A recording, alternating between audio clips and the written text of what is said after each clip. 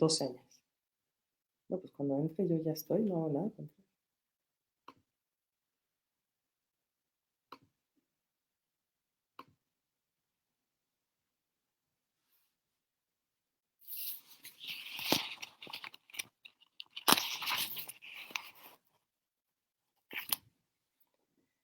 Bueno, pues buenas tardes a todos. Gracias por estar conectados y por darme este espacio, gracias a Kasha, para poder explicar acerca de algunos detalles, algunas cosas que creo que son importantes que se conozcan. Entonces, siguiendo en este tema que hemos manejado ya en veces anteriores, acerca de actualización del conocimiento en términos de una forma de evitar el miedo, pues voy a hablar el día de hoy acerca de lo que son las mutaciones y lo que pueden hacer en términos del SARS-CoV-2 y también algunas cosas relacionadas con el control, específicamente con las vacunas. Entonces, si podemos cambiar. ¿Listo? Ok. Entonces, bueno, pues todos hemos sentido a lo largo de estos meses, estos muchos meses de estar con la pandemia declarada, pues momentos de mucho miedo. El miedo, a mi juicio, se deriva de la incertidumbre y la incertidumbre está muy relacionada con, pues tanto la falta de conocimiento, pero también con pues una especie de confusión que se genera porque todo el tiempo estamos siendo bombardeados, incluso de información que parece contradictoria, ¿no? En momentos. Mi objetivo con estas charlas ha sido desde el inicio tratar desde lo más certero que puedo yo de darles información que yo he verificado hasta la medida de mis posibilidades y pues siempre aclarando que esto no es la verdad, como si eso fuera una única cosa, ¿no? Sino que esto es información que me parece importante que sepan, pero que ustedes tienen que poner también de su parte en términos de seguir buscando esa información y de determinar, quizás en plática con otras personas, con su médico, con personas que conozcan que estén dentro de la ciencia, para que lleguen ustedes a su propia conclusión. Entonces, bueno, actualmente estamos bombardeados por, pues, esto de la nueva cepa, ¿no? Mal llamada cepa, ahorita les explicaré por qué, pero las noticias están, pues, constantemente diciéndonos que está esto nuevo, que ya está identificado incluso en nuestro país y, pues, que eso va a tener consecuencias o posiblemente pueda tener consecuencias, ¿no? Como les comento, pues esto está en todos lados e incluso vemos este tipo de publicaciones que dicen que la nueva cepa es 70 veces más contagiosa, ¿no? Entonces vamos a hablar ahorita un poquito con respecto a qué es, si sí son más contagiosas, si son más mortales e incluso entender si sí son cepas, que de una vez les digo que eso es incorrecto, ¿no? Entonces, para eso necesitamos comprender 3 cosas. La primera es la palabra mutación. Estamos hablando nosotros de la acumulación de cambios que se dan en el material genético. Del lado derecho ven ustedes una secuencia del DNA de un organismo, no sé cuál sea, pero pueden ver que se compone de esas 4 letras. Y una mutación se refiere únicamente a los cambios que hay en ese material genético. ¿Cuándo se dan esos cambios? Cuando se copia ese material genético, es decir, cuando ese organismo es copiado. Luego está la palabra variante, y variante se refiere a un genoma que difiere de otro genoma del mismo organismo, de la misma especie, digamos, pero que ya acumuló una diferencia, una mutación o más. Y cepa se refiere a una variante que tiene un, un fenotipo, un rasgo, un carácter biológico significativo. Podría ser que ahora, por esa mutación que acumuló, puede infectar a otra especie, por ejemplo. O podría ser que ahora genera un cuadro clínico diferente. Entonces, aquí pueden ver esas definiciones, ¿no? Mutación simplemente son los cambios en la secuencia, variantes son genomas que difieren en esa secuencia por mutaciones que agarraron, y 3 es una variante genética que tiene una característica biológicamente relevante que es diferente. Si eso se entiende ya, entonces podemos pasar al siguiente concepto, que muchos de ustedes sí lo saben, pero necesito que esto esté claro para todos, que es con respecto a las 4 letras, también llamadas bases o nucleótidos, que componen el material genético, el ADN. Es A, G, T, C. Adenina, guanina, timina y citosina. Esas 4 bases son las que conforman toda la información con respecto al material genético, al DNA. Y lo que pasa es que cuando este material genético se copia, puede llegar a haber errores. Entonces, ¿por qué habría errores? Yo lo que quiero es que pongan atención en lo que viene ahí en la pantalla, en esa secuencia genética, y quiero que se imaginen qué pasaría si yo les pidiera que ahorita tomaran una hoja en blanco, una pluma o un lápiz y que copiaran esa secuencia, de inicio a final. Simplemente cópianla, no lo hagan, solo imagínense. Y me encantaría que se dieran cuenta que lo más probable es que acumularían errores. Es fácil equivocarse. ¿Quién está haciendo ese copiado de manera natural en la vida? Pues una enzima que se llama polimerasa. Y la enzima es muy buena para copiar, pero a veces se equivoca. ¿Cómo pueden ser esos errores? Puede ser el cambio de una base. Aquí teníamos una T y cuando se copió quedó una G. O puede ser la eliminación de una base. Ahí tenía una G, cuando se copia ya no hay una G, hay un espacio en blanco. O puede ser la incorporación de una base en medio, ahí me quedó un poco chueco, ahí lo que quería era que apareciera entre la A y la T, es decir, una inserción de una nueva base. Son los tres tipos de cambios que pueden darse y esos tres cambios son mutaciones como tal. Entonces, si nosotros tenemos en el ejemplo de arriba la AGTC, que recuerden que el DNA es pareado, es una doble cadena y siempre la regla es A se va a pegar con T, G con C, T con A y G con C. Imagínense que hubo ese error, vean abajo, en lugar de una A, cambió por una C. De manera que cada vez que se siga copiando, ahora va a tener esa mutación, ese cambio. Ese es el problema con las mutaciones. Es una especie de como momento en el cual la habilidad de detectar errores excedió lo que puedes hacer. Eso sería la idea de una mutación, que es lo que se da en el genoma. Y de otra manera lo pueden pensar como lo que ha ocurrido cuando ustedes de niños jugaban teléfono descompuesto. Llega un punto en el que por estar repitiendo la información puede haber errores y puede tergiversar lo que decía originalmente. ¿Qué tan frecuente es que se den esas mutaciones? Tiene que ver con el tamaño del genoma. Nosotros, los humanos, osos, tigres, aves, todas las plantas, incluso invertebrados, ¿no? Piensen ustedes en una mosca, en un nematodo, todos nosotros que somos considerados eucariontes, tenemos genomas más grandes que, por ejemplo, las bacterias y que los virus. Y también tenemos tasas de mutación que son más pequeñas, como más lentas, digamos, que las tasas de mutación de los virus. Entonces, los virus de ARN, como el SARS-CoV-2, tienen un genoma relativamente pequeño, comparado con nosotros, por supuesto, y una tasa de mutación relativamente alta comparada con nosotros. ¿Qué tanto es eso si le ponemos números? Bueno, el humano, cada vez que se reproduce o cada vez que se copia el genoma en las células, que no tienen que ser células de reproducción, puede ser una célula de la piel, por ejemplo, cada vez que se copia va a haber de 10 a 100 mutaciones en ese genoma, pero nuestro genoma mide 3.000 millones de bases. Es muy grande. Entonces esas 10 a 100 mutaciones realmente son pequeñas. En contraste, SARS-CoV-2 se ha estimado que tiene 2 mutaciones significativas por mes. ¿Okay? Entonces es muchísimo más rápido en términos de la acumulación de mutaciones. El mensaje aquí es todos los virus mutan. Todos, es normal, todos los organismos mutan, pero en particular los virus que ya quedamos que tienen genomas pequeños y que tienen además tasas de mutación rápidas, todos mutan, pero la mayoría de las mutaciones son irrelevantes. ¿Okay? ¿Por qué digo eso?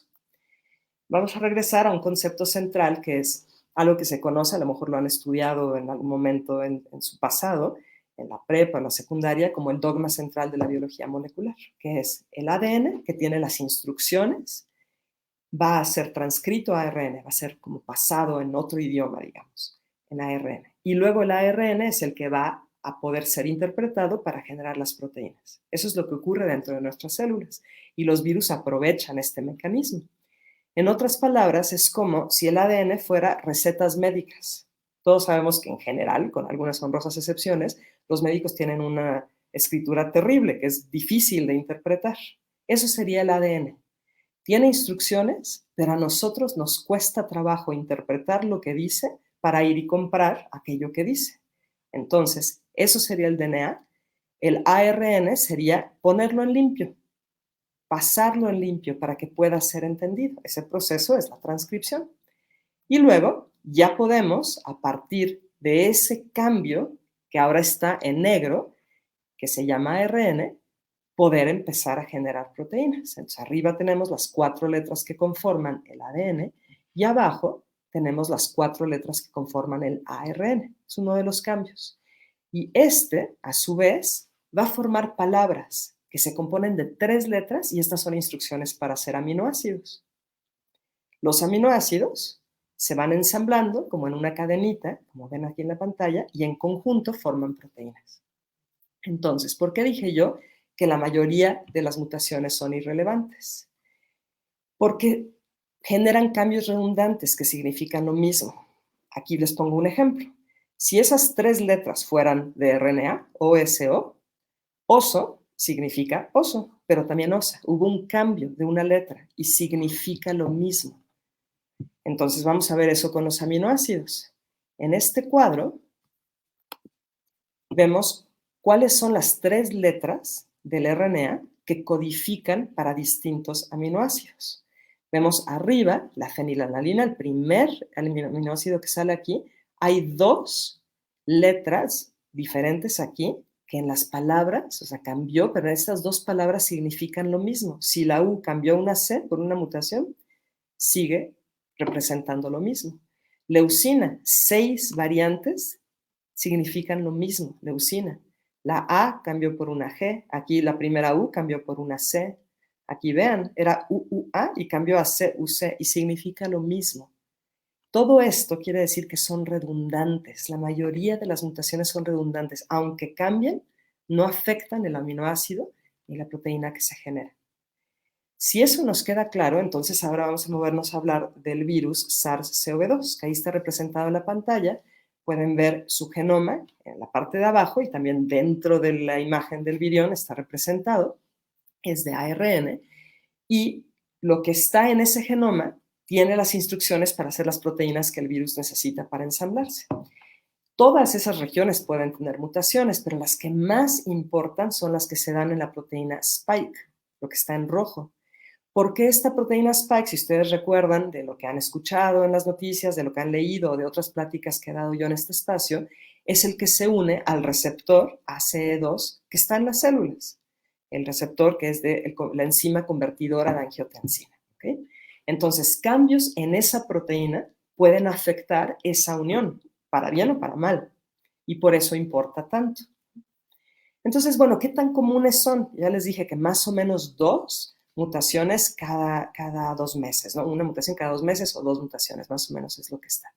Entonces, primero aparece en diciembre una persona en Wuhan, en China, con una neumonía típica. Le buscan todo lo que pueden encontrar, no encuentran influenza ni ninguna otra bacteria que comúnmente está asociada a neumonía, no sabían lo que era, secuencian, van a buscar lo que hay dentro del aspirado bronquial de este paciente y encuentran secuencias que son parecidas a coronavirus ya conocidos, pero que no habían sido reportados antes. Y eso le llaman HCOV, de coronavirus humano, del 2019, que eso después se llama el SARS-CoV-2 que conocemos. Un mes después, en finales de enero del 2020, ya había una variante en la posición 614 del gen Spike. Y esa D y esa G lo que significa es que de ácido aspartico cambia a glicina. Entonces, aquí pueden ver un ejemplo de diferentes secuencias. Arriba ven los numeritos que se refieren al número de aminoácido en ese gen. Y en la posición 614 estaban estas Ds. La D es la letra que significa el ácido aspartico. Y aquí están las glicinas. Es decir, algunas personas empezaron a tener glicinas en esa región. ¿Okay? ¿Qué tan rápido se dio esta transición? Bastante rápido. En naranja pueden ver que el 100% de las secuencias que estaban encontrando eran de la variante original, que tenía ácido aspartico.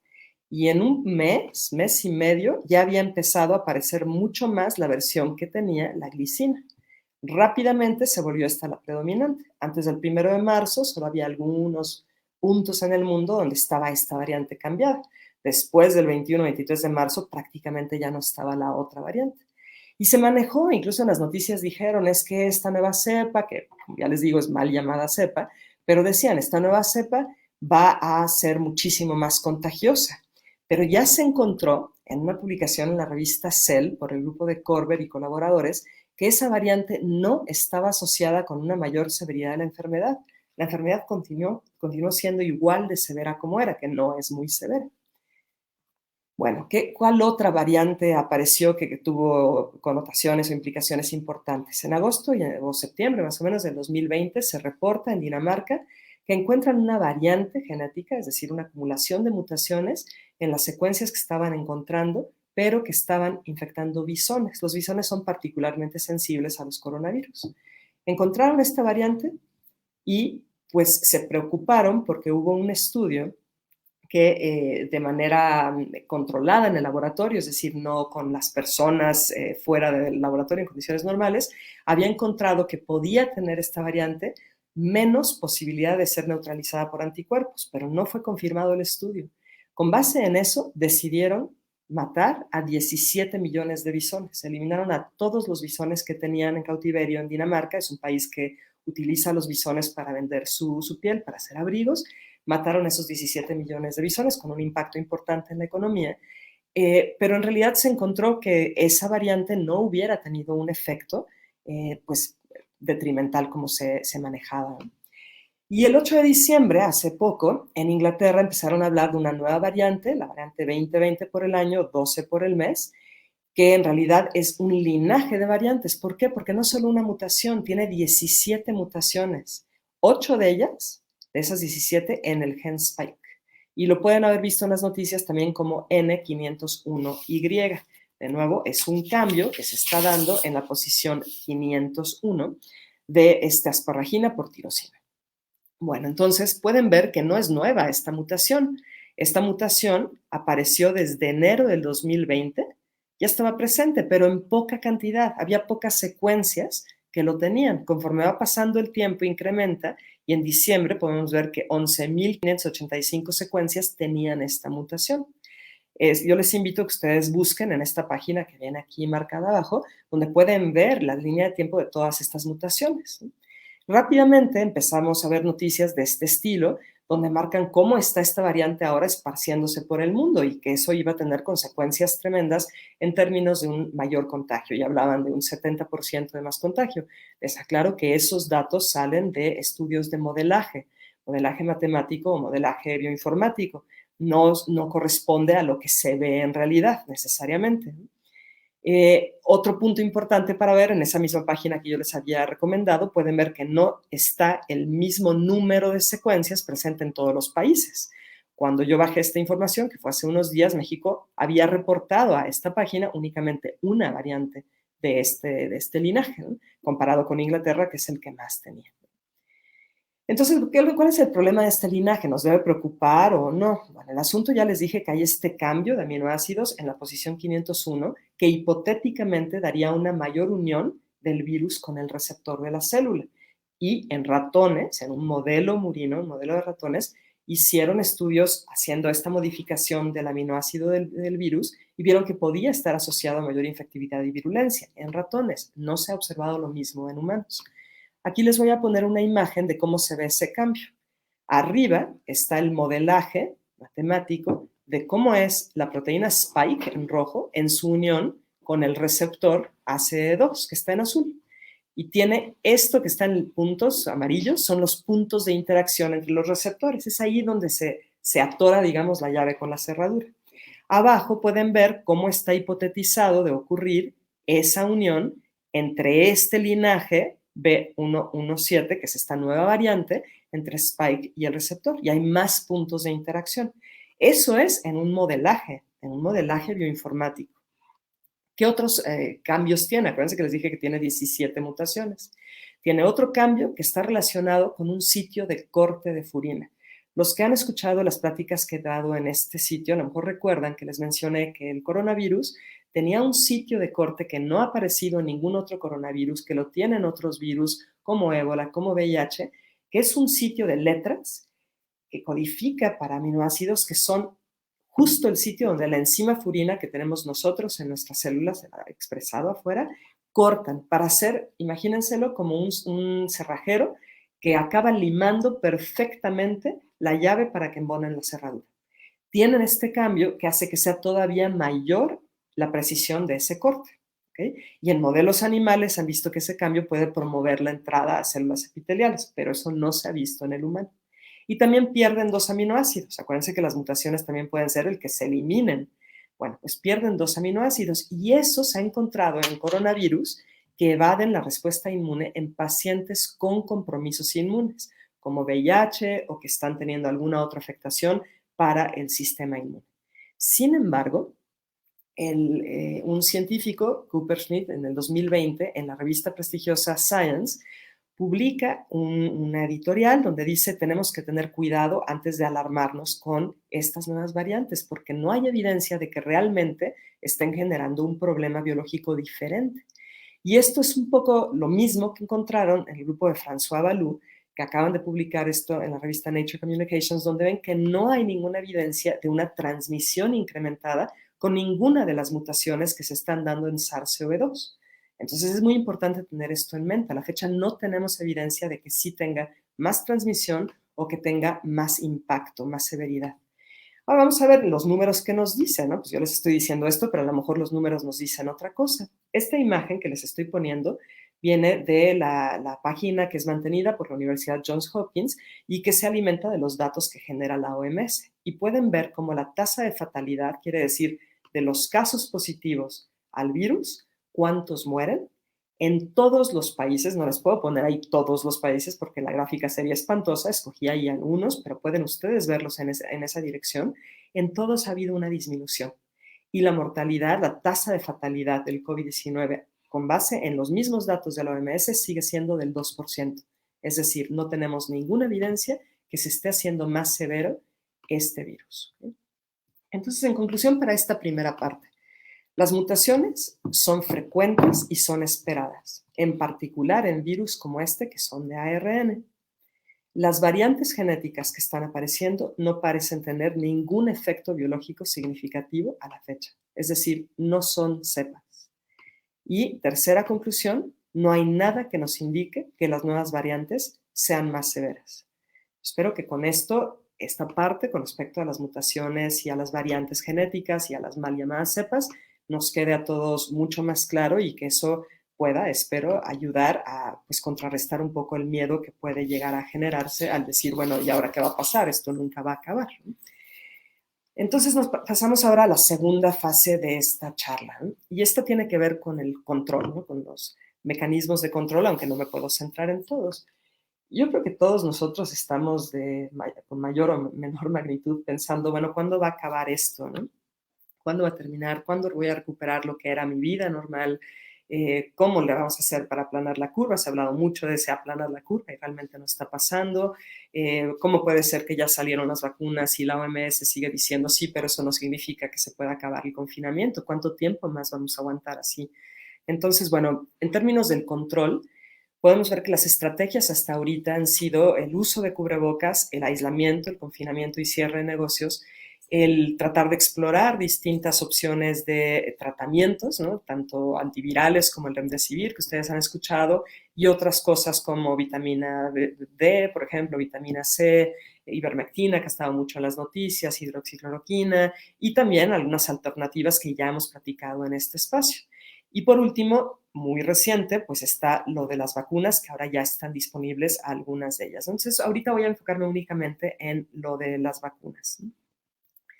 Entonces, bueno, a la fecha tenemos ya una aplicación de vacunas que cuando yo me enteré del número, la verdad es que sí me impacté, porque estamos cerca de 40 millones de dosis aplicadas en el mundo. En 51 países ya se han aplicado en total casi 40 millones de dosis. Eso es como está el mapa, de nuevo, con el programa de la Universidad Johns Hopkins, que se alimenta de los datos del OMS, al día de ayer. Obviamente no es parejo la manera en la cual se están aplicando estas vacunas. Estados Unidos es el país que más ha aplicado. Ellos al día de ayer habían aplicado 13.7 millones de dosis, que es casi el 4% de la población que habían vacunado. Le sigue Inglaterra con 4 millones y Canadá con medio millón de dosis aplicadas. Lo que sí es, como les había comentado, y todos ustedes seguramente ya han escuchado, la OMS sacó un comunicado rápidamente que ustedes pueden ver en esa dirección que les pongo, diciendo que las vacunas no garantizan la erradicación del virus, ¿no? Y voy a abordar un poquito más adelante por qué es que están diciendo eso. Eso evidentemente deja una sensación muy rara porque llevamos meses, muchas personas esperando esa vacuna y de repente ya que está es bueno, pero esto no termina con la situación, no regresamos a la normalidad, las cosas siguen cerradas y ustedes tienen que seguir con el tapabocas y con todas las medidas que se han hecho. Vamos a ver por qué. Quizás también hay muchos de ustedes que están ahorita pues contemplando las preguntas de si existen riesgos de aplicar la vacuna o si existen riesgos de no aplicarse la vacuna. En nuestro país se ha mencionado que no va a ser obligatoria la vacuna, entonces, bueno, pues sí hay un elemento de decisión ahí en términos de me la pongo o no me la pongo. Yo no pretendo darles la respuesta, ¿no? No sería ético, no sería correcto de mi parte, pero sí quiero darles los elementos para que ustedes puedan acercarse más a responder estas preguntas.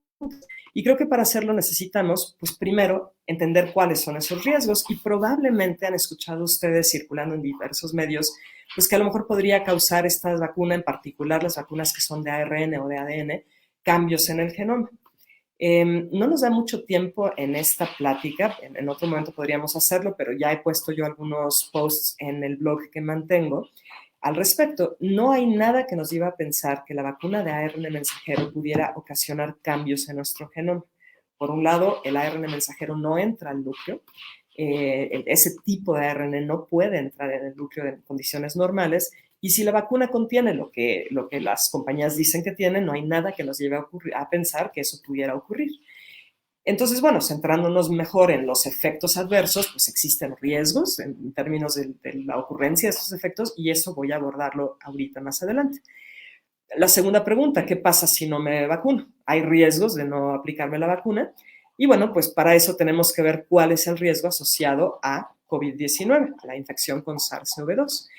Estos datos son tomados de la página de la OMS, de nuevo con la información que provee la Universidad Johns Hopkins, y como les decía, la tasa de letalidad del virus a nivel global, así el promedio de todo el mundo es de 2%. Pero ese 2% es un poquito tramposo en el sentido de que no es parejo para todo el mundo. Del lado izquierdo está la tasa de letalidad por edad.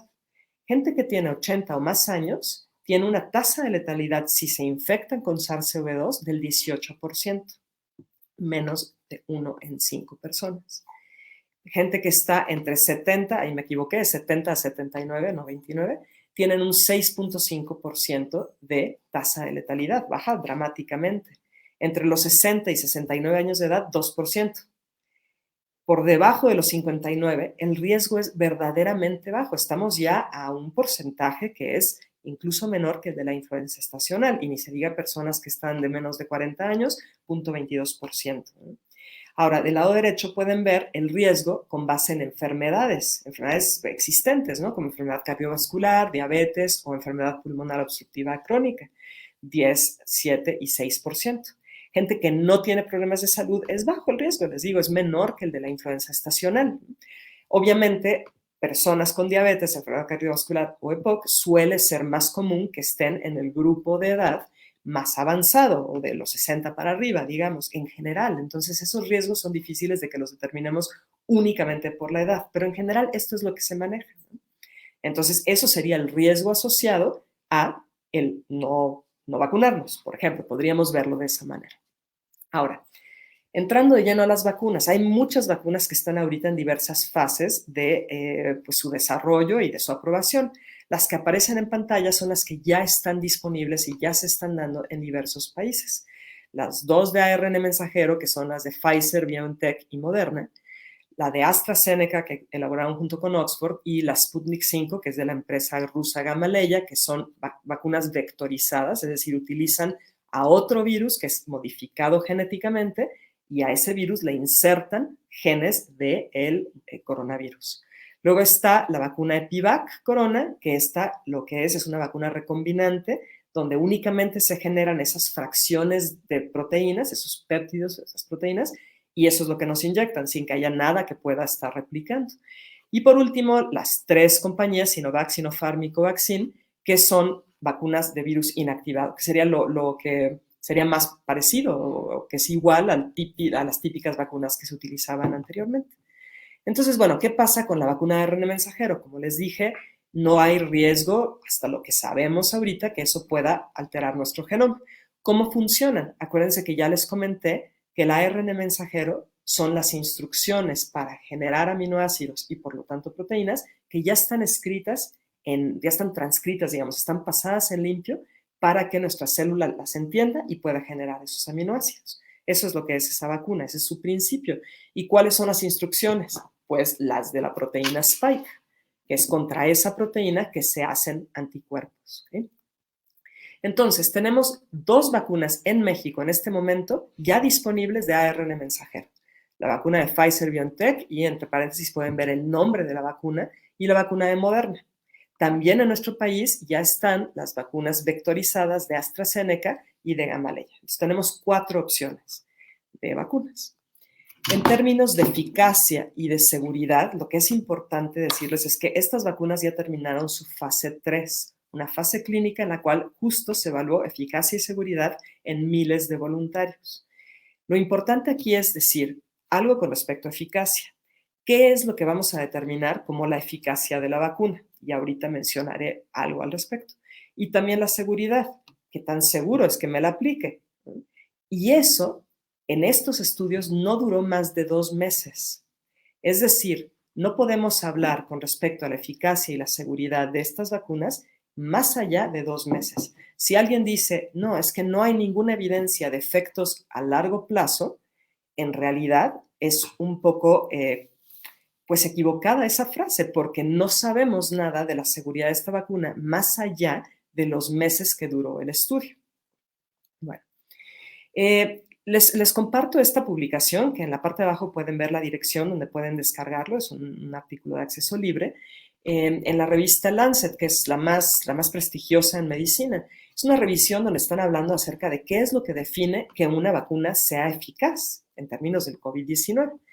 Y esta frase que les pongo entre comillas la traduje literalmente de una parte de esa publicación donde dicen que el criterio de eficacia más importante, que es la protección contra enfermedad severa y muerte, eso tendría que ser el criterio de eficacia más importante, es difícil de determinar en ensayos clínicos de fase 3. Es decir, eso no es lo que se tomó en cuenta, no es la eficacia que se está midiendo y reportando a COFEPRIS, a la FDA, no es esa eficacia. Y también dicen en esta publicación que los datos para determinar esta eficacia podrán ser disponibles solamente después de ensayos de fase 4 grandes. ¿Cuáles son esos ensayos de fase 4? Los que estamos viviendo actualmente. Por eso es que el mismo COFEPRIS y el Seguro Social en nuestro país, en el formato de consentimiento de la persona que va a recibir la vacuna, tiene hasta abajo un enunciado donde dicen y avisan que están estas vacunas en fase experimental.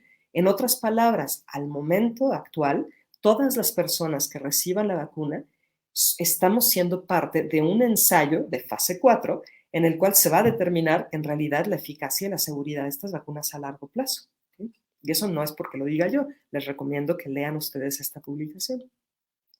En esa misma publicación ponen esta figura donde hablan de cuáles son los potenciales puntos de determinación de la eficacia de una vacuna. Entonces, ahí está representada en la imagen el virus. El virus que está llegando hacia una persona. Y una vacuna podría prevenir la infección. Eso no fue la eficacia que ninguna de estas vacunas, ninguna de estas compañías que hizo las vacunas determinó. Segundo punto, podría ser que el punto de eficacia que se está midiendo sea, pues que no te deje tener signos, que prevenga la enfermedad. Tercer punto, podría ser que prevenga la admisión al hospital, es decir, que sí te den signos, pero que nunca llegues al hospital, porque te dio signos mucho más leves. O puede ser que no sea ese el criterio, sino que aunque llegues al hospital, nunca vas a llegar a una unidad de cuidados intensivos. O podría ser que prevenga la muerte. O, a nivel poblacional, que prevenga la transmisión. Ya sabemos que estas vacunas, su criterio de eficacia fue hacia los signos leves y también la presencia de un resultado positivo en la prueba de PCR. Esa fue su eficacia. Y la misma OMS ya dijo que esta vacuna no podemos saber si previene la transmisión y la infección. Así que eso lo podemos quitar. No sabemos la eficacia de ninguna de estas vacunas en términos de este criterio. Y tampoco sabemos si van a prevenir muertes o enfermedad severa. De nuevo, eso está en esa publicación muy reciente de la revista Lancet. ¿Qué más dicen en esta revista? Que está relacionado con algo muy importante, que es lo que ha definido los casos de COVID. En todo el mundo, el criterio más importante para definir si una persona tiene COVID o no es que sean positivos en la prueba. Como les he mencionado, estos estudios clínicos de fase 3 lo que intentaron hacer era ver si había signos, aunque fueran signos leves en la persona, y la presencia de una prueba positiva. Y ellos mismos dicen que no podemos conocer la sensibilidad y especificidad de estas pruebas de RT-PCR para detectar el virus porque no ha habido un estándar de oro validado para el diagnóstico. Es decir, no se ha validado esa prueba. Además, hay muchas pruebas diferentes de RT-PCR y estas varían en términos de sensibilidad y especificidad. Entonces, es complicado que ese sea el criterio de eficacia de la vacuna. Además, no sabemos cómo es la dinámica de producción de virus en alguien que todavía no tiene signos y síntomas, alguien que ya está sintomático o alguien que está en recuperación. Eso no lo sabemos. Y además, cuarto punto muy importante, que la mayoría de las pruebas de RT-PCR no pueden distinguir entre que te dé positivo porque tienes virus viables, transmisibles, o que lo que te esté dando es que simplemente tienes ARN del virus y que no sea infeccioso. Entonces, todo eso en conjunto hace que este criterio de efectividad de las vacunas pues no sea el mejor. ¿Cuál es el segundo punto a considerar? Bueno, estas dos vacunas, la de Pfizer, BioNTech y Moderna, ambas de ARN mensajero, aparte de la secuencia de ARN mensajero, tienen nanopartículas, nanolípidos, que ahí se los pongo. No pienso leerles el nombre de esos químicos. Lo que sí es importante es que sepan que ninguno de estos nanolípidos ha sido utilizado anteriormente en ningún tipo de fármaco en el humano, nunca. Y otro punto importante a considerar es la presencia de polietilenglicol, también llamado PEG, que es un detergente. Se sabe que puede generar, cuando se administra de manera sistémica, reacciones adversas a nivel celular o a nivel sistémico. Puede dar problemas. También se sabe que un porcentaje grande de la población tiene anticuerpos contra polietilenglicol. ¿Por qué tendríamos eso? Porque muchos de los productos que usamos, incluyendo la pasta de dientes, tienen polietilenglicol. El asunto es que aquí nos lo van a dar en las vacunas a nivel sistémico, con una administración intramuscular.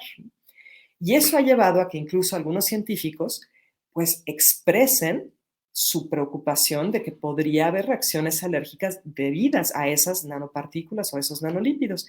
Esto es una publicación que salió el 21 de diciembre en la revista Science, una de las más importantes del mundo, donde expresan esta preocupación. Y en esta publicación, en este editorial, tenemos esto, que no lo quise cambiar, está tal cual en inglés. Pero lo importante es que vean ustedes que incluso la compañía de BioNTech, que es la filial de Pfizer, están tratando de proponer una alternativa a PEG, porque saben que puede haber problemas, desventajas serias en términos de la seguridad. Fue interesante que Katalin Karikó, que es vicepresidente en BioNTech, dice, miren, no pasa nada, es muy poquito lípido y el riesgo es completamente ignorable. El asunto es que las mismas compañías de vacunas, los científicos que trabajan para ellos, han encontrado que sus vacunas no se quedan en el lugar de la administración, que sería lo ideal, es decir, te lo ponen intramuscular y ahí es donde se va a dar toda la acción para la incorporación de esa secuencia en las células del sistema inmune, que van a hacer todo lo que se espera que hagan para que generemos una respuesta inmune. Esto es de un estudio que se publicó en el 2017 por investigadores que trabajan en estas compañías farmacéuticas y están viendo cómo se distribuyó en el cuerpo de ratones una vacuna de RNA mensajero para la influenza en un modelo de ratón. Esta vacuna no salió al mercado, no ha salido al mercado. Y pueden ver en ese cuadro que no se queda en el músculo la vacuna. En 2 horas se podía encontrar en la médula ósea. En 8 horas todavía estaba presente la secuencia de la vacuna y las nanopartículas en cerebro, en intestino, en nódulos linfáticos, en corazón, vean todos los órganos en los cuales se puede encontrar. Claro, no a la concentración tan alta como la que se encontró en el músculo en el sitio de inoculación, donde tenemos 5.680 nanogramos por mililitro, es muchísimo, pero sí se movió hacia los nódulos linfáticos y sí tenemos concentraciones altas incluso en nódulos linfáticos que están alejados del sitio de la inoculación y pues en otros lados, en médula ósea, etcétera. ¿Qué tanto importa que esté en otros lados? Bueno, pues no puedo contestar esa pregunta, pero lo que implica es que sí se distribuye a otros tejidos, que no se degrada sin haber cruzado la barrera hematoencefálica, que eso es un mensaje que se ha manejado mucho en términos de decir esto es seguro. Dicen, no, es que no cruza hacia el cerebro. Bueno, pues según estos mismos científicos y su publicación, sí cruza hacia el cerebro. Y eso podría tener una consecuencia en términos de inmunopatología potencial, incluyendo sistema nervioso. Ahora, la empresa Moderna sí reconoce que puede haber efectos adversos. También Pfizer, BioNTech, pero Moderna sí publicaron antes de mandar a la FDA para ser considerado. Ellos publicaron para poder tener la revisión por pares y que la comunidad científica lo supiera. Y esta imagen que les pongo es de una de esas publicaciones que tiene que ver con la vacuna de Moderna. Pueden ver aquí los efectos que ellos vieron después de la primera dosis de la vacuna y luego de la segunda dosis de la vacuna. Y lo que es importante es que más del 80% de las personas que participaron, de los miles de participantes de este estudio, en la segunda dosis tuvieron efectos sistémicos. Vean arriba del lado derecho que más del 80% en todos los grupos de edad y las distintas dosis tuvieron un efecto adverso sistémico, en algunos casos moderado y severo. Hay otros efectos que son comunes, ¿no? Como dolor de huesos, artralgia, fatiga, fiebre con su vacuna no se presentó en la primera dosis, dolor de cabeza, dolor de músculos, que podríamos decir, bueno, a lo mejor eso pues es algo muy pasajero, pero sí se dieron efectos sistémicos y, como dije, moderados y severos. Eso es de la misma publicación que ustedes pueden consultar. Ahora, otro de los puntos que ha preocupado es que puede darse algo que se conoce como un síndrome de magnificación de la enfermedad respiratoria asociada a la vacunación. Es un nombre muy largo, que lo que significa es que en algunos casos, cuando se trata de algunos virus, el haber recibido una vacunación puede magnificar la enfermedad cuando nos enfrentamos al virus real, el virus silvestre, el que circula por ahí, después de haber sido vacunados. Esto se sabe muy bien, ustedes pueden buscar información al respecto y está muy bien documentado contra el coronavirus que afecta a los gatos, el virus del dengue, el virus del SIDA felino, de la inmunodeficiencia de los gatos. Está muy bien documentado. Es la razón por la cual no se tiene acceso a vacunas contra dengue, porque pueden causar este síndrome de magnificación de enfermedad y sale peor el remedio que la enfermedad. Y aquí les muestro toda la pantalla tiene como la primera página de una publicación que salió en mayo del año pasado y que estaban reportando un esfuerzo grupal de una reunión que se hizo en marzo del 2020, donde estaban justo intentando ver cuál era el riesgo de que ocurriera esta magnificación de la enfermedad con las vacunas que en ese momento estaban desarrollando.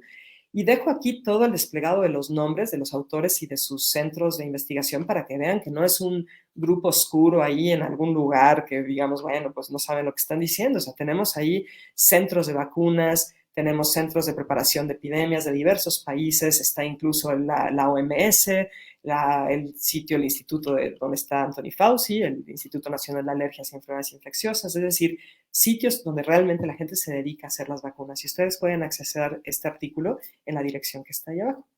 Y ellos mismos en esta publicación ponen este cuadro.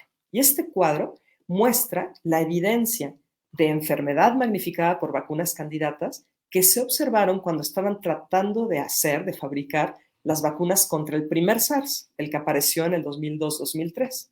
Al final nunca salió al mercado esto porque por un lado la epidemia terminó, pero por otro por esto, porque en todos los estudios, vean ustedes la cuarta columna que dice inmunopatología, en todos los estudios que se hicieron en modelos animales se dio este efecto de patología inmune provocada por la vacuna, cuando eran expuestos los animales después al virus original.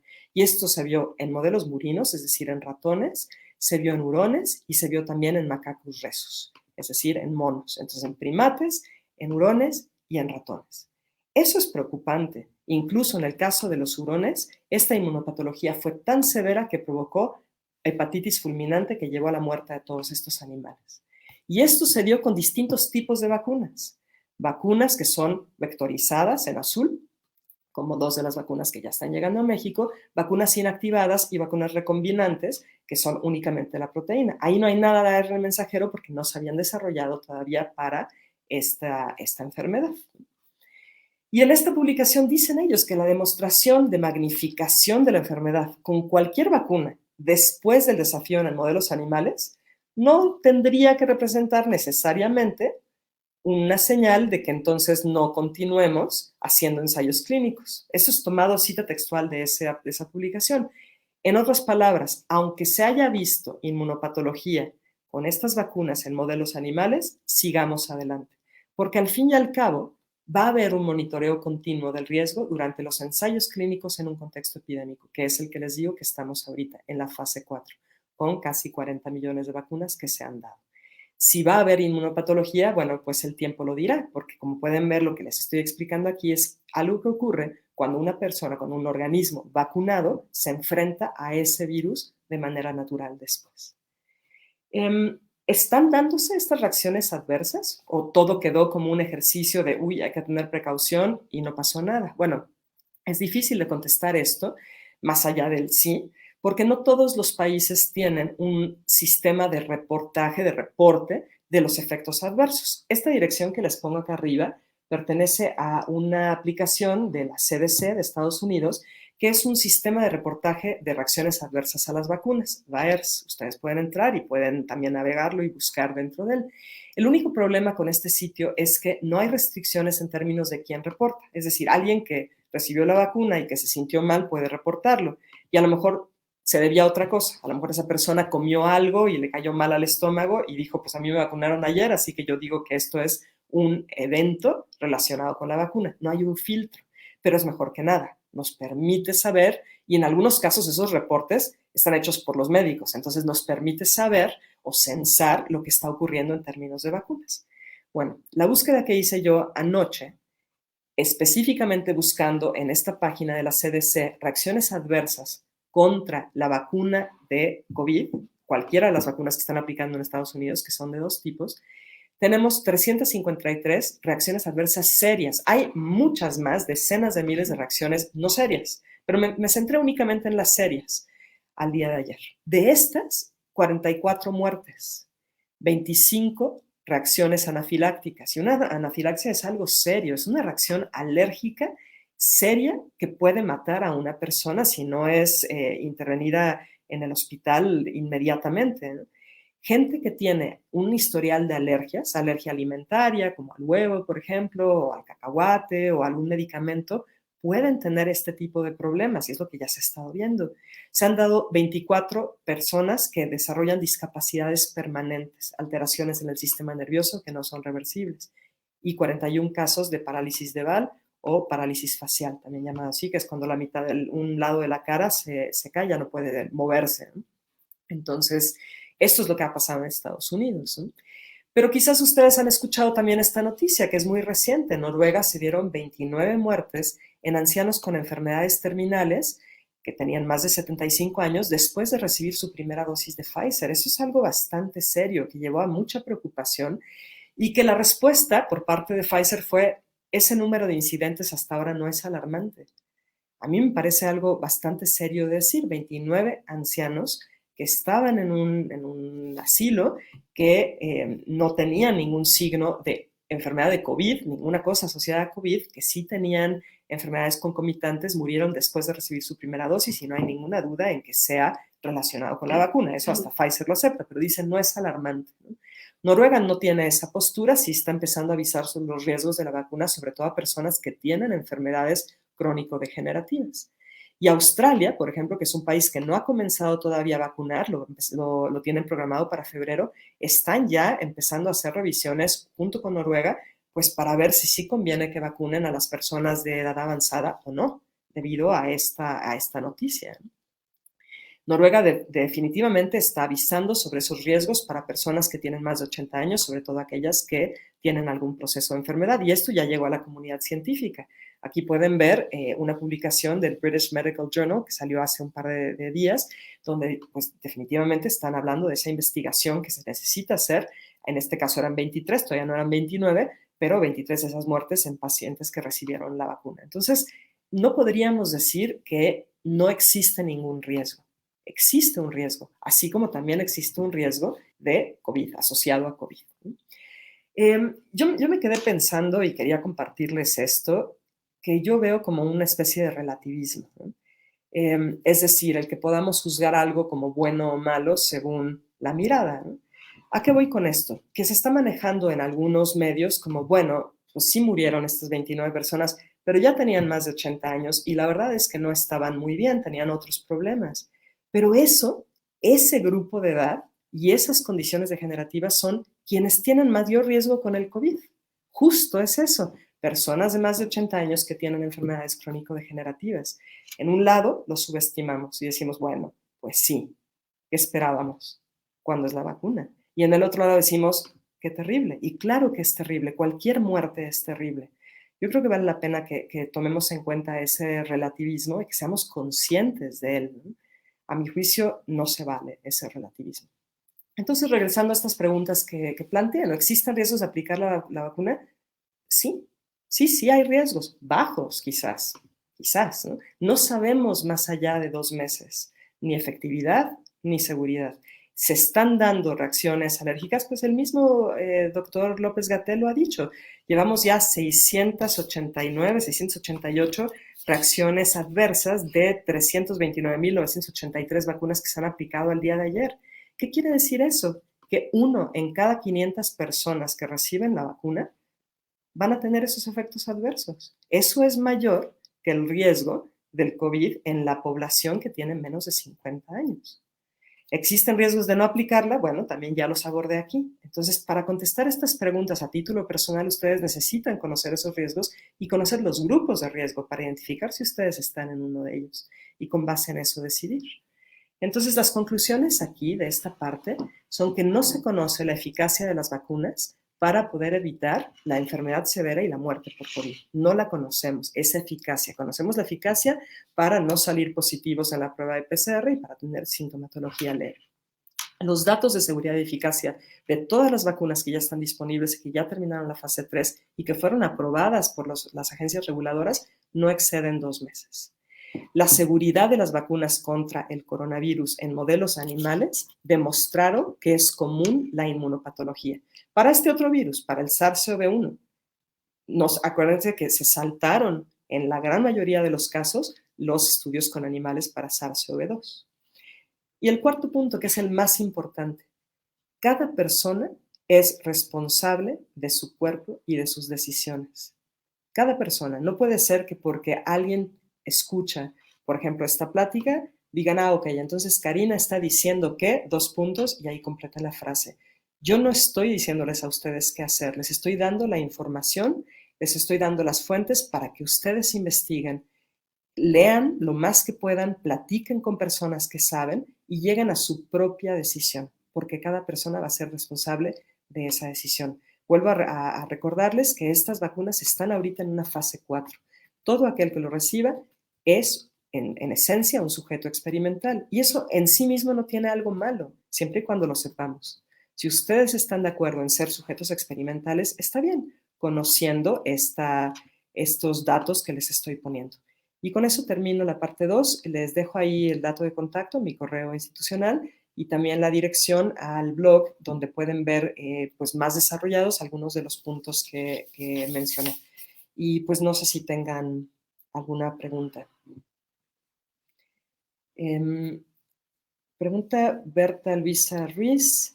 Si los efectos sistémicos no son solo pasajeros, ¿pueden afectar la vida siempre? Bueno, algunos de ellos sí, claro. Algunos, depende qué es lo que pasa. Por ejemplo, una persona puede tener un efecto sistémico como una reacción anafiláctica, pero que es abordada en el hospital, te dan adrenalina, te dan atropina y ya, pasó. No va a tener un efecto en toda tu vida, pero hay otros que no. Por ejemplo, tener una parálisis o que esté involucrado el sistema nervioso, pero del grado de daño que se dé, una mielitis transversa o algo así, pues eso sí va a tener una consecuencia en muchos casos para toda la vida. Gracias Inés, gracias Eloidoro, yo también los saludo. Marta Luisa Pagaza pregunta, ¿para las personas con EPOC conviene la vacuna? No puedo dar una respuesta de sí o no, Marta Luisa, lo siento. Aquí, en realidad, yo lo que te recomiendo es que trates de buscar esa publicación que mencioné y que ya les pasaron la liga, donde hablan de esas respuestas de inmunopatología, porque ahí explican muy bien lo que pasa cuando alguien tiene, cuando un organismo tiene una predisposición a inflamación crónica. El EPOC es una enfermedad crónica donde hay mucha inflamación, mucha fibrosis en los pulmones. Entonces hay cierta predisposición a inflamación. Entonces, de acuerdo a ese estudio, tendrías que ver lo que proponen ellos en términos de esos modelos animales que tienen patologías y con base en eso decidir, ¿no? Pero sí sería como un grupo de riesgo que es diferente a personas que no tienen absolutamente ninguna patología. No sé si hay más comentarios.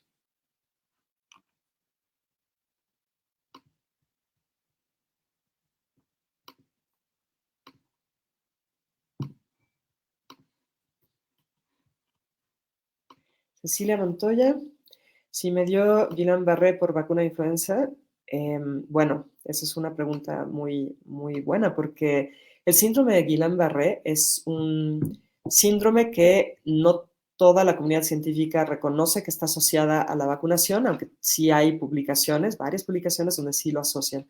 Es una parálisis ascendente, empieza de abajo hacia arriba, a veces la persona puede únicamente mover del cuello para arriba y en muchos casos es autolimitante y después se quita, después del tratamiento, en otros casos no.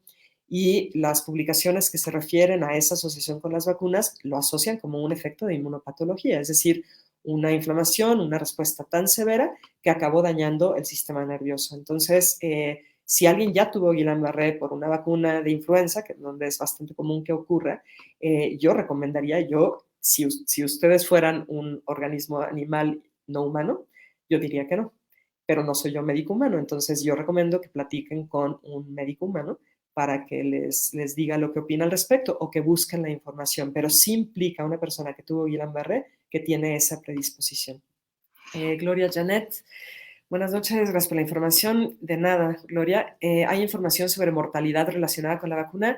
Bueno, sí, la presenté un poco, ¿no? En Noruega ya se dieron 29 casos asociados a la vacuna, en Portugal una enfermera, en España, en Mallorca también se dieron un par de casos, en México no sé si mortalidad, pero sí hubo un caso bastante serio de una doctora en Nuevo León, y 44 casos reportados en la página de VAERS de la CDC. Entonces sí hay datos de mortalidad. Ana María Hernández, si te ponen la primera dosis de vacuna y resultaste alérgica, ¿qué pasa con la segunda? Bueno, el mismo López Gatell hace un par de días, me parece que fue ayer o antier, dijo que si alguien tuvo una reacción alérgica, ya no se ponga la segunda dosis y me parece bastante sensata esa recomendación, porque alguien que ya tuvo una reacción, pues imagínense que se está volviendo a enfrentar a lo mismo.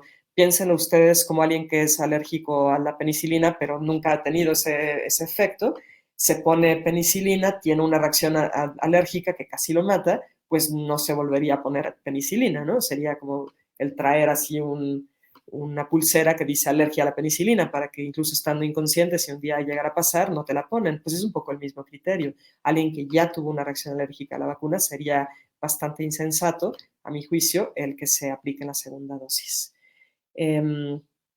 Tony Medina, hola Tony. Si hay alergia a algunos medicamentos, es conveniente aplicarse la vacuna. Lo que están manejando en Inglaterra, en Canadá, en Noruega, es que no, que personas con alergias no se apliquen la vacuna. Eso es lo que manejan. En México, que yo sepa, no ha habido un pronunciamiento generalizado hacia alergias a otras cosas. Lo único que ha pasado es que López Gatell dijo, si fuiste alérgico a la vacuna, ya no te pongas la segunda. Pero eso es lo que en otros países están diciendo. Marcela Chávez, si ya tuve COVID y tengo anticuerpos, ¿es recomendable la vacuna? Pues tomando en consideración lo que se ha mencionado en lo que estuve diciéndoles de esta enfermedad magnificada por anticuerpos y por vacuna, pues probablemente podrían ocurrir efectos semejantes. En segundo lugar, si alguien ya tuvo COVID y tiene anticuerpos, está protegido, según las publicaciones, al menos 5 a 8 meses. Entonces, quizás no sería lo más recomendable, ¿no? De nuevo, yo no puedo dar la respuesta de sí o no, simplemente comento que sí está este padecimiento conocido como enfermedad incrementada por vacunación o por anticuerpos, ¿no? Tania, en caso de presentar una reacción con la vacuna de influenza, es más probable presentar una reacción con la de COVID, depende de cuál fue la reacción a la vacuna de influenza. Hay muchos tipos de vacunas de influenza. Algunas personas que tienen alergia al huevo, por ejemplo, pueden tener reacciones serias con la vacuna de influenza cuando ésta se purificó, cuando se cultivaron a los virus en embriones de pollo y luego no se aísla tan bien, no se purifica tan bien, digamos, y puede llegar a tener componentes del huevo. Estas vacunas de RNA mensajero ni las vectorizadas están hechas de esa manera, pero si la reacción a la vacuna de influenza fue por otra cosa, fue por una predisposición a respuestas de inmunopatología, entonces me parece que sería sensato considerar que es más probable que pudiera haber una reacción con esta vacuna contra COVID. Blanca, Blanca Samantha, hola Sam. El ARN al ser inestable en un porcentaje que no llegue a su célula blanco y de así cómo identificarlo. Mira, la razón por la que usan nanopartículas de lípidos es justo para incrementar la estabilidad. Y la lógica de estas vacunas es que te lo inyectan intramuscular, puede ser dérmico también, pero todas estas las están poniendo intramusculares, reacciona con una cascada de inflamación y eso llama a células dendríticas y las células dendríticas son componentes del sistema inmune que fagocitan, se comen todo lo que hay ahí, entra el ARN mensajero en ellos y ellos van a presentar lo que generaron de proteínas del virus, que ya no está el virus, pero está la información, a las otras células, a los linfocitos T, por ejemplo. Entonces, eso sería la teoría, pero como les mencioné en esa publicación del 2017, sí se mueve, sí hay una distribución hacia otros tejidos, ¿no? ¿Cómo identificarlo? Bueno, pues eso es con estudios muy particulares que están buscando, después de sacrificar a los animales en los diversos tejidos, la presencia de ese ARN mensajero. Eso no es práctico de hacer aquí, ¿no? Pero parece ser, con esos estudios, que sí cruza la barrera hematoencefálica y que sí hay una distribución. Entonces, pues sería bastante parsimonioso imaginarnos que eso puede ocurrir con esta vacuna, Sam. Janet, dada la información, ¿cuál es la vacuna con menos riesgo o menos proporción de riesgo? No lo puedo responder, Janet, me encantaría hacerlo, pero creo que nadie podría responder eso ahorita, porque como mencioné, los estudios de seguridad no van más allá de 2 meses y todos tienen más o menos los mismos resultados, es decir, que sí reportan que hay reacciones adversas. A mi juicio, Moderna es quien reportó a mayor detalle, más incluso que Pfizer, pero todos encontraron eso. No he podido yo encontrar los informes de la vacuna de China, la CanSino, ni la de Sputnik 5. Espero que los hagan disponibles dentro de poco, pero yo no creo que ahorita podamos realmente contestar esa pregunta, en realidad no. Si lo ves desde la tecnología, pues como les comenté, vacunas de ARN mensajero nunca antes han sido utilizadas fuera de ensayos clínicos para humanos de forma generalizada, nunca. Entonces, bueno, si lo ves desde la plataforma, quizás podríamos decir, pues prefiero irme hacia lo seguro. Pero las vacunas vectorizadas, pues tienen otras condiciones asociadas que algunos autores han mencionado que les preocupan. Así que no te lo puedo responder, lo siento, Janet. Cecilia, últimamente he presentado alergias a los detergentes en piel. Pues depende qué es lo que te está causando esa alergia, ¿no? Si es a detergentes porque tienen polietilenglicol, el PEG, pues sí, no sería quizás lo más sensato, ¿no? Como comenté, en varios países sí se ha mencionado que gente con predisposición a alergias no es lo mejor que reciban la vacuna, por lo menos quizás si dicen, no, pero es que yo sí la quiero tener, a lo mejor podrían esperarse un poco, ¿no? Para ver lo que siga ocurriendo con la gente, pero eso es lo que se ha manejado, Cecilia, en otros países. Carlos, como profesional bajo las condiciones actuales de las vacunas y el riesgo de no vacunarse, ¿cuál sería su postura? Bueno, ya lo he mencionado esto en otros foros. Yo, a título personal, y con la información que tengo, pero sobre todo tomando en cuenta mi historial, que tengo alergias severas y tengo asma, eso quiere decir que tengo predisposición a reacciones de inmunopatología, sobre todo reacciones que se conocen como TH2. Eso a mí me pone en un grupo de riesgo para la recepción de este tipo de vacunas. Además, yo ya tuve el COVID, entonces yo en lo particular, con todo esto que estoy como tomando en cuenta, factorizando, yo considero que mi riesgo de vacunarme sería mayor que el riesgo de no vacunarme, yo, ¿no? Pero cada quien, como dije, va a ser responsable de su propia decisión y de ninguna manera estoy yo diciéndoles que se vacunen o que no se vacunen, ninguna de las dos cosas, ¿no? María Elena, ¿los síntomas después de la vacuna son iguales a los síntomas en leve de cuando das positivo al COVID? Pues depende, ¿no? Una parálisis facial, pues yo diría que no es igual de leve como la gran mayoría de la gente que tiene el COVID, ¿no? Si nos centramos únicamente en las reacciones adversas leves, sí, o sea, es decir, dolor muscular, cansancio, fiebre, ¿no? Eh, una de las cosas a considerar, por lo menos en Estados Unidos, que se ha estado manejando, no sé cómo vaya a ser aquí en México, es si alguien se enferma de COVID y es empleado, su jefe, esa empresa, sí les toma en cuenta esa incapacidad, pero parecía, no tengo la información completa, pero parecía que en Estados Unidos el que tengas un problema por la vacuna no te lo van a tomar en cuenta como incapacidad. Entonces, aunque sea igual de leve, si te sentiste suficientemente mal para no ir a trabajar, pues esos días parece, por lo menos en Estados Unidos, que no te los pagan. No sé aquí en México cómo vaya a ser, honestamente, pero sí, María Elena, en una buena parte de los efectos adversos, pues sí serían equitativos con respecto a lo del COVID, ¿no? Inés, esta información que comparte se le explica a las personas que van a poner la vacuna. Yo pensaría que no, pero no lo sé, ¿no? Simplemente pensándolo en términos de la cantidad de trabajo que tienen en el sector salud, yo pensaría que es muy difícil que les expliquen todo esto por el tiempo que llevaría. Lo que sí sé es que les dan a firmar una hoja de consentimiento autorizado que hasta abajo dice que aclaran que la vacuna es experimental. Entonces, pues no sé qué tanto la gente diga, a ver, espérame un segundo, ¿eso qué significa? Y pregunten. En mi experiencia, en general, muchas veces cedemos como nuestro poder y decimos, mira, sabes que ya, o sea, tú has de saber, ya pónmela. Yo pensaría que no están explicando esto, Inés, pero no lo sé. A lo mejor sí lo están diciendo en el sector salud. Sally. Muy interesante, gracias. Y ¿sabes si te van a decir qué vacuna te están poniendo? No lo sé. O sea, la primera que llegó a México es la de Pfizer. Y ahorita ya estamos por recibir la Sputnik, me parece que dijeron que en febrero quizás, o sea, en un par de semanas. Y también ya está la de Moderna y la otra, la de AstraZeneca. Pero no sé si le están diciendo a la gente que les están poniendo. Tiene que haber un registro, no solo de la vacuna, sino del lote de vacuna que se está poniendo. Pero yo no sé si esa información se la comparten al paciente o si el paciente tiene que pedirla, que yo pensaría que es tu derecho, ¿no? ¿Y qué pasa con la vacuna si no está a -70 como tendría que estar? Pues se degrada, ¿no? O sea, si no, creo que ahorita ya dijeron, -70 es como la tienes que manejar en ultracongelación y puede aguantar a -20 5 días. Es decir, que una vez que sacan ese lote que tiene varias dosis, tienen que acabarla en 5 días.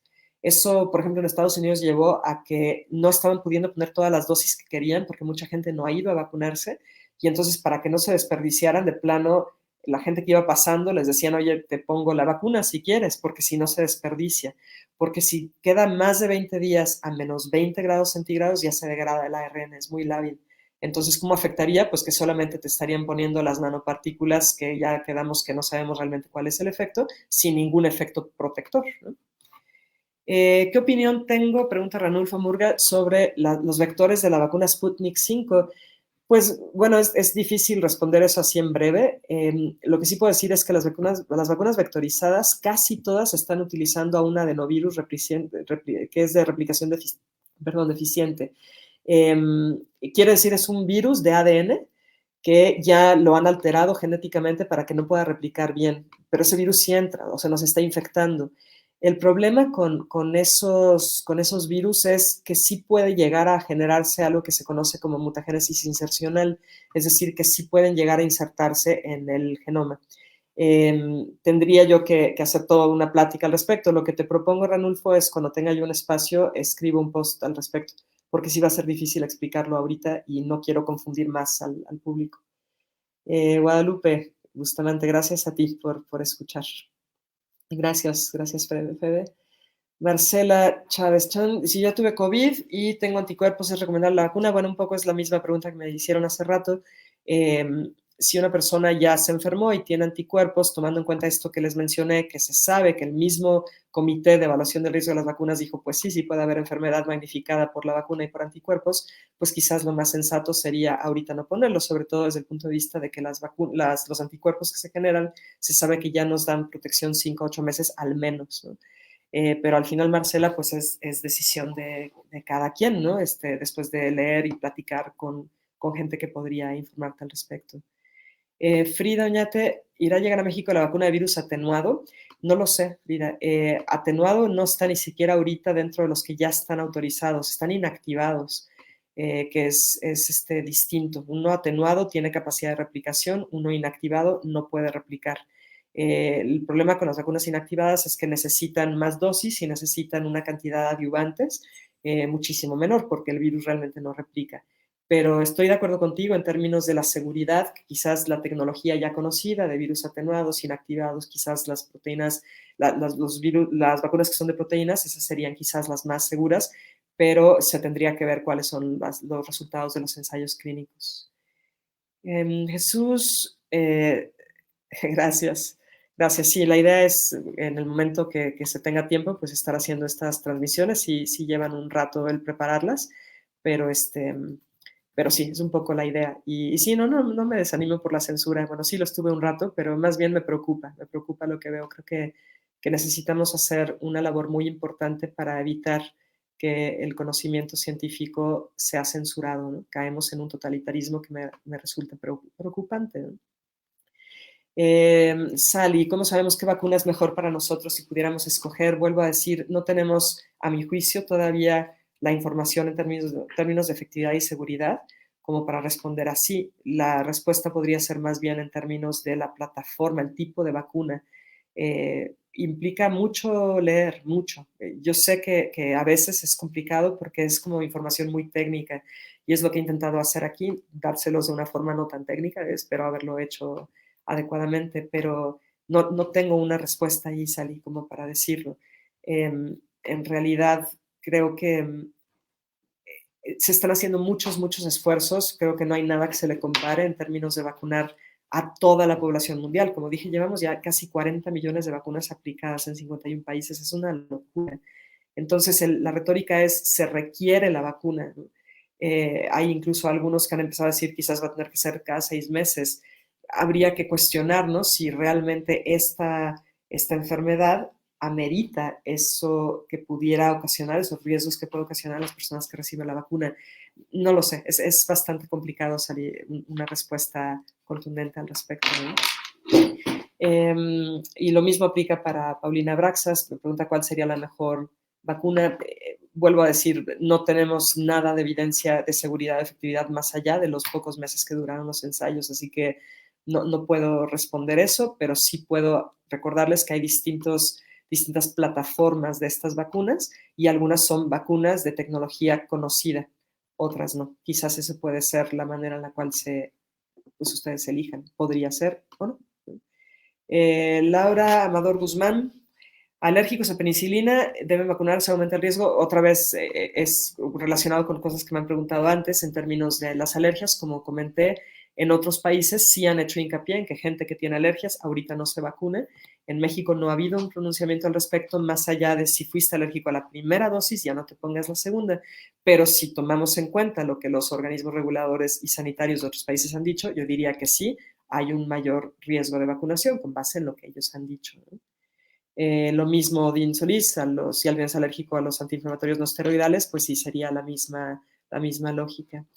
Marisa, ¿cuánto dura una fase 4? Excelente pregunta.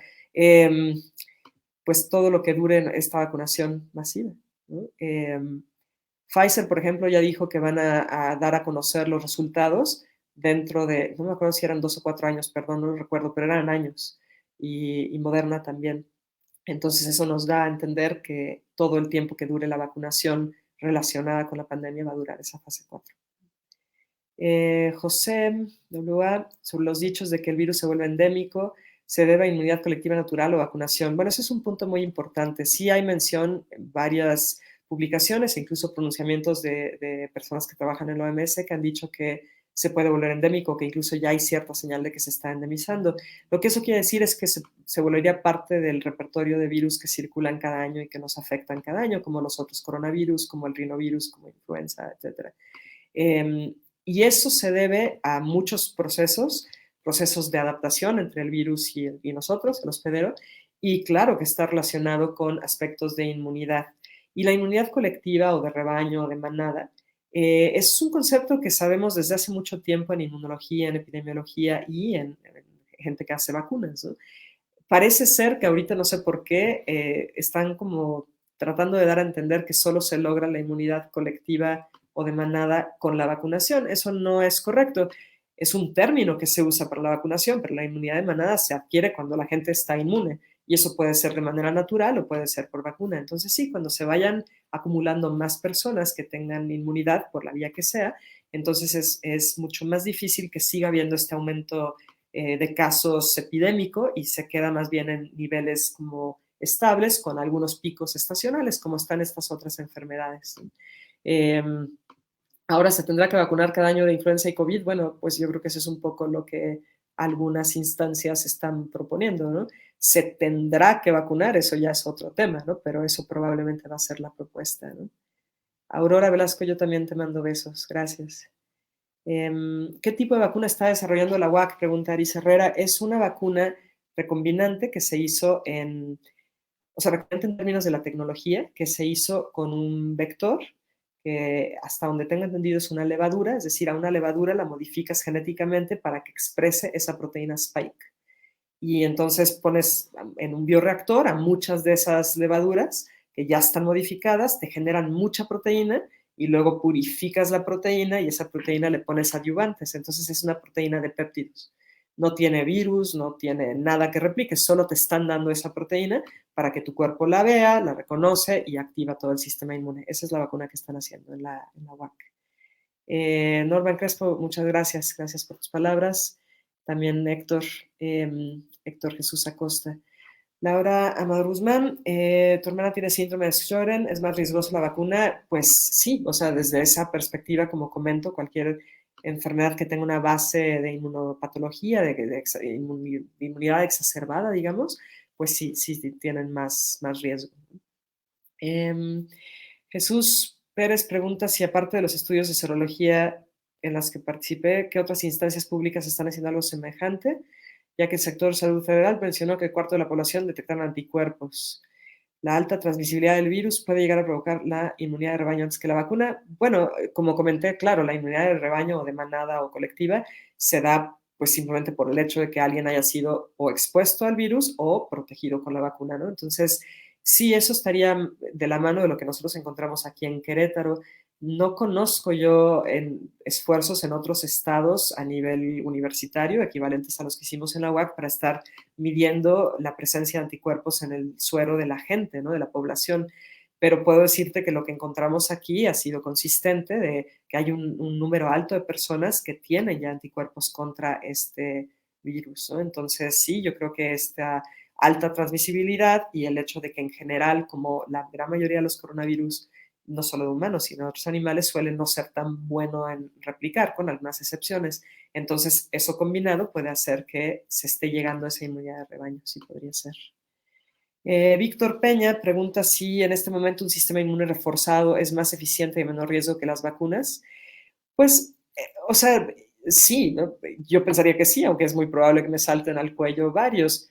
Las vacunas en un contexto evolutivo llevan nada, ¿no? Nada de tiempo. O sea, vaya, los chinos y los indios hace mucho tiempo ya hicieron algo que estaba relacionado con las vacunas, pero en realidad las vacunas las consideramos desde Jenner, que eso es finales de 1700, y no despegan hasta 100, 150 años después. ¿No? Es muy poquito tiempo, o sea, en realidad, digamos, siglo XX y lo que llevamos del 21, lo que llevan las vacunas, y cuánto tiempo llevan los organismos vivos en el planeta, ¿no? Eh, Pensemos en vertebrados, si quieres verlo así, o el humano. ¿Cuánto tiempo lleva el humano en el planeta? ¿Cuánto tiempo llevan los otros animales en el planeta sin vacunas? ¿Qué es lo que nos permite seguir estando, aunque estamos constantemente expuestos a los microorganismos? Pues un sistema inmune, ¿no? Es tal la presión que representan los organismos patógenos, virus, bacterias, hongos, etcétera, que eso ha ido dando forma a las respuestas inmunes que tenemos y eso a su vez es una presión para que los microorganismos también desarrollen otras cosas y es una idea bien bonita que se conoce como hipótesis de la reina roja, que implica que estamos constantemente cambiando, pero todos estamos aquí en este momento porque tenemos un linaje ininterrumpido de ancestros que pudieron sobrevivir hasta el momento de reproducirse. Y a excepción de poquitas generaciones, pues no tuvieron vacunas. Lo que necesitamos es un sistema inmune competente, ¿no? Yo argumentaría que estar meses encerrado en una casa sin salir a la luz del sol, sin tener ejercicio, sentado todo el día, quizás comiendo cosas que no es lo mejor de comer, pues no es lo mejor para el sistema inmune, ¿no?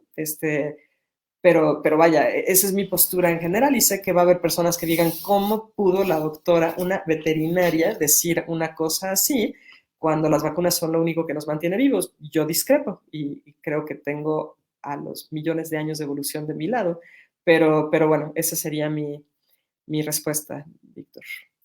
Eh, de nada, salí. Y también muchas gracias, Lu Botello. Gracias. No sé si hay más comentarios. Ah, Isidro Matiu, ¿cómo producen tanta cantidad de vacunas de ARN mensajero? Pues es que es muchísimo más barato y más rápido que las otras vacunas, porque en realidad lo que haces es la secuencia, esa proteína spike completa mide como 3.840 bases, ¿no? Eso es relativamente pequeño. Y entonces conoces la secuencia y lo que haces es mandarla a hacer. O sea, hay máquinas que te ponen esas letritas en el orden en el que tú lo dices y te generan copias y copias y copias de esa secuencia. Entonces ya cuando tú lo tienes sintetizado, eso lo acoplas a los lípidos, a estos nanomoléculas, y eso junto con sales y otras cosas que le ponen a la vacuna, lo envasas, ¿no? Es muchísimo más rápido y mucho más barato que las vacunas donde necesitas cultivar al virus, aislarlo, purificarlo, o que necesitas tener, como en el caso de la vacuna de la UAC, un sistema de expresión que son estas levaduras, tienes que tener organismos vivos ahí físicamente, ¿no? Y luego hacer todo un proceso. Y aquí, pues no, es muy fácil. Entonces la producen en máquinas que lo que hacen es justo eso, ensamblar la secuencia que tú le digas. Y por eso sí sería factible que dijeran, ah, pues cambio la vacuna cada 6 meses, solo cambio la secuencia. Claro que sería factible que lo hicieran. Personas con Parkinson's. Uy, Laura Amador. Parkinson's, hasta donde yo sé, no es realmente mi campo, pero tiene algunos componentes inmunes, o sea, es degenerativo, eso definitivamente, pero tiene algunos componentes inmunes y algunos que no lo son. Yo recomendaría que si es un caso personal, familiar o es algo que te interesa saber, platiques con un médico o con científicos con respecto a las causas del Parkinson's para que determinen si realmente tiene una base inflamatoria, inmune, autoinmune, que pudiera pues, representar un riesgo para una persona que reciba una de estas vacunas. Creo que hay un par más. Paulina Braxas, apuestas alternativas. Sí, yo creo que hay ahorita cosas muy interesantes. Cuando estaba preparando la charla, pues quería meter muchas más cosas, pero luego siento que puedo marear. Entonces, no estoy hablando de cosas interesantísimas con respecto a ivermectina, a vitamina D, a zinc, que la misma FDA y también incluso el sector salud, la IMSS aquí en México, empezaron a decir, pues sí, vamos a hacer análisis clínicos para ver, por ejemplo, el efecto de la vitamina D. Así que sí, yo creo que hay muchas cosas, muchas alternativas que existen. Desgraciadamente, el solo hecho de decir la palabra alternativo parece que a uno ya le gana el lugar en el paredón, ¿no? Pero yo creo que sí, que hay muchas cosas que se pueden hacer. Y para otras personas, pues quizás su opción, su único plan sean las vacunas. Y también está bien, pero que no lo hagan sin conocimiento de causa, ¿no? Que sepan pues lo que está detrás de esto, lo que podría pasar, que es un porcentaje pequeño para la gran mayoría de la gente, pero para aquellos como yo que tenemos esta predisposición a reacciones alérgicas severas, pues a lo mejor el riesgo ahí es mayor y esa decisión pues es bien personal. Eh, Jesús Pérez menciona que ha tenido la percepción de que la industria médica se está centrando casi en su totalidad en la generación de vacunas. Sí, coincido contigo, Jesús. Creo que ha habido ahí un enfoque muy hacia las vacunas y que pues no tengo idea cuánto representa esa industria ni lo que han ganado en este momento. Sí vale la pena mencionar eh, que una buena parte, si no es que todo, lo que han hecho estas compañías ha sido pagado con apoyo por parte de la OMS y ese dinero que tiene la OMS en una fracción viene del dinero de los contribuyentes de todos los países miembros. Es decir, estas compañías han desarrollado la vacuna con premura, financiado en cierto porcentaje, no sé cuál, con dinero que no es de ellos, pues, es decir, han sido subvencionados y las ganancias que van a tener son kilométricas, ¿no? O sea, de verdad yo desconozco el número, estoy segura que se puede encontrar, pero sí, me imagino que hay una motivación muy grande para centrarse en las vacunas, cuando en realidad podría argumentarse que tendríamos que revisar nuestro paradigma en términos de prevención de enfermedades, ¿no? Es decir, ¿qué es mejor? Dedicar millones y tener ciertos riesgos al estar elabore y elabore y elabore vacunas, que esto nunca va a terminar, porque si de algo estoy segura es que vamos a estar a seguir como hemos estado hasta ahora expuestos a infinidad de patógenos todo el tiempo. Y eso es una opción, ¿no? Que entonces nos centremos nada más en las vacunas. La otra opción es decir, pues hagamos cosas, cambios a nivel ecológico incluso, para tratar de evitar que se den esos saltos de patógenos de animales no humanos hacia el humano, y también hagamos cosas en este cambio de paradigma hacia, pues, mejorar la salud, el bienestar de la gente, ¿no? Yo creo que en general no llevamos vidas demasiado sanas en los sitios urbanos, ¿no? Pero bueno, esa es mi perspectiva. Quizás otras personas lo ven de otra manera, ¿no? Leslie Giselle pregunta si las personas que toman medicaciones para artritis pueden vacunarse. Están inmunodeprimidas por toda la medicación que se toman. Bueno, esa es una pregunta muy interesante. Hasta antes del COVID, muchas cosas han cambiado con el COVID, pero hasta antes del COVID, las recomendaciones para las vacunaciones es que no se vacunaran personas inmunocomprometidas. O sea, incluso una persona que está recibiendo quimioterapia o radioterapia para cáncer, había una recomendación fuerte en contra, porque al tener tu sistema inmune deprimido, no vas a tener una respuesta adecuada, es decir, la vacuna no va a ser eficiente en ti. Que yo sepa, ahorita no están dando nada de ese tipo de recomendación. Les digo, muchas cosas parecen haber cambiado, ¿no? Sin una justificación real, pero creo que eso sería lo que podría pasar, que al final la vacuna no fuera efectiva, ¿no? Eh, y pacientes con miastenia gravis, mismo comentario, Laura Amador. La miastenia, claro que tiene un componente inflamatorio importante, es una enfermedad crónica, y pues sí, dentro de ese criterio, pues sí podría ser de mayor riesgo, ¿no? Aunque no conozco un solo estudio que se haya enfocado específicamente en el efecto de inmunopatología provocado por vacunas en personas con miastenia o en modelos animales con miastenia. Gracias, Gloria Castillo. Muchas gracias por este comentario. Agradezco. Pues creo que aquí paramos y pues espero que haya sido útil para todos ustedes, y pues espero también que no haya enojado demasiado a alguien, y si fue así, pues vuelvo a recordarles que escuchen lo que dije al inicio, ¿no? No pretendo presentar aquí algo como si fuera la verdad. He presentado lo que he podido yo verificar con lo que tengo de conocimiento, y están todas las fuentes ahí que ustedes pueden consultar. Y pues ojalá sí no echen en saco roto lo de que cada quien tiene que ser responsable no solo de su cuerpo, sino de sus decisiones. Muchas gracias.